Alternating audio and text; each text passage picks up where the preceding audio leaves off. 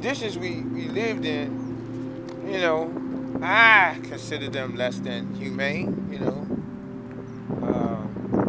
I think people should be, if you want them to acclimate to something, you treat them with a little dignity and a little respect, and most of the times they respond in a positive way. Right. And we ain't getting any of that. Not here.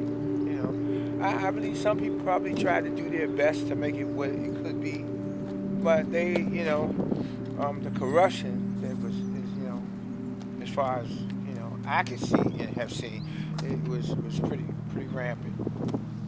One of the things I do want to mention is that in Africa, originally, there was not even a word for prison or jail in our society.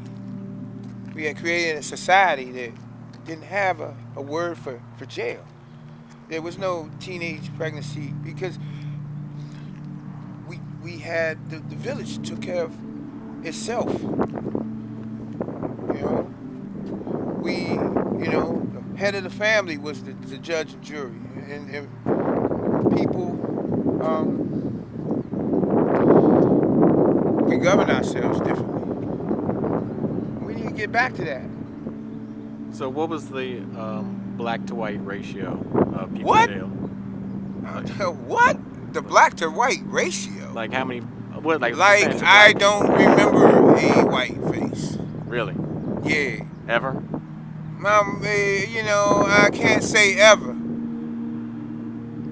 They were very, if at all, in my time at on the hill, the quack. I mean, that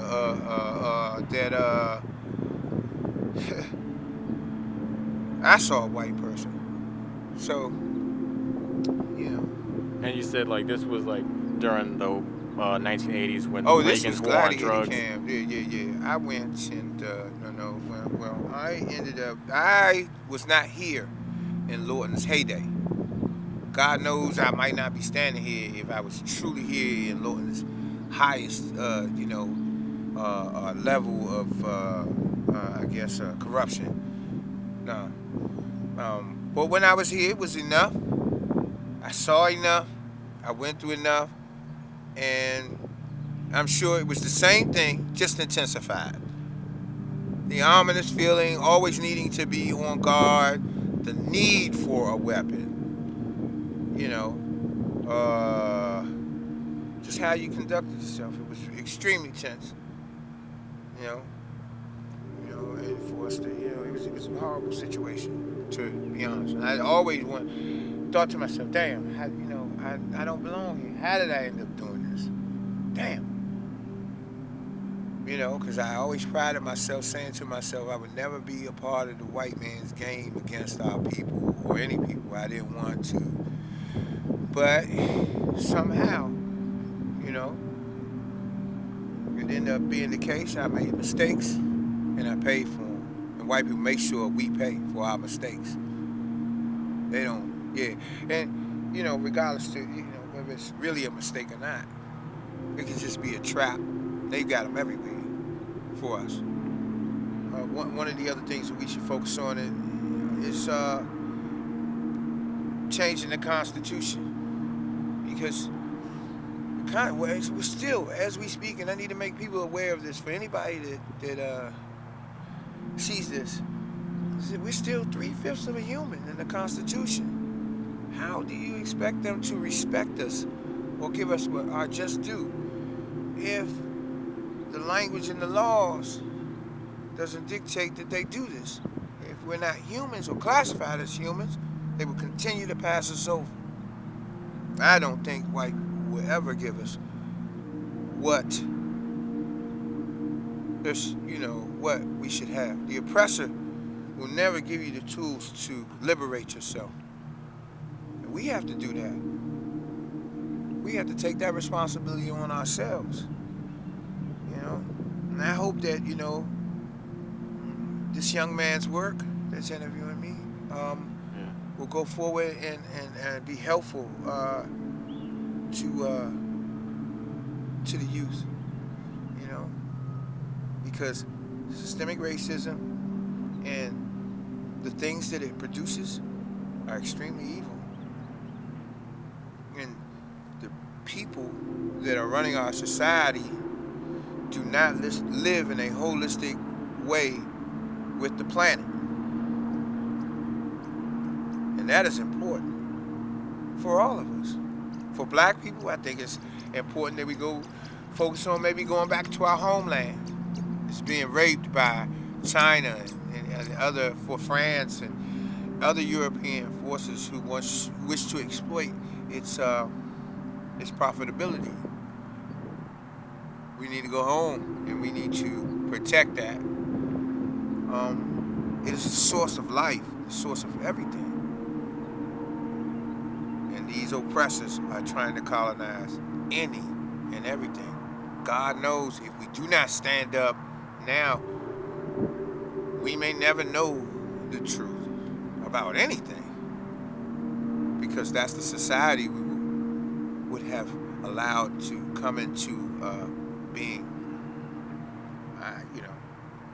Do you have any specific questions for me? Because I mean, just what exactly did you have to do to survive in here? What? What did you? You work out constantly. You try to stay on schedule. Make sure that you're getting enough rest when you can, so that you can be ready.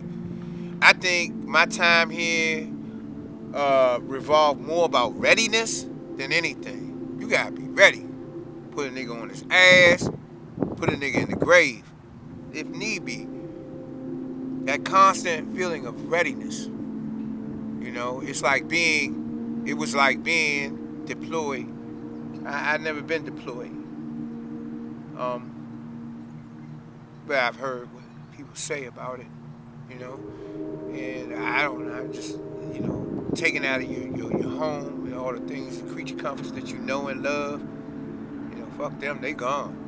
And you in a dorm with other men who've been in there forever, got football numbers, like lineman numbers. And they look at you like you're attractive. So, you aware of that. Readiness. Stay ready. Don't give off the wrong signals. There are all kinds of predators, not just people that rape you or something like that. If you're just thinking in that terms, I didn't see a whole lot of that. I saw a lot of voluntary people that, had developed a sexual appetite for each other. But it's no different because I feel like, some of it might not have been gay. Maybe giving into the pressure of, the environment. Yeah. And wanting to assimilate, and go through the course of least resistance. That just wasn't my particular way.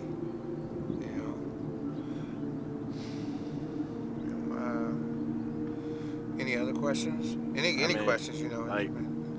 Honestly, that you said it all right there. Like, that was a real quick interview. That was readiness, really, man. Readiness to kill, readiness to survive, readiness to do what it takes to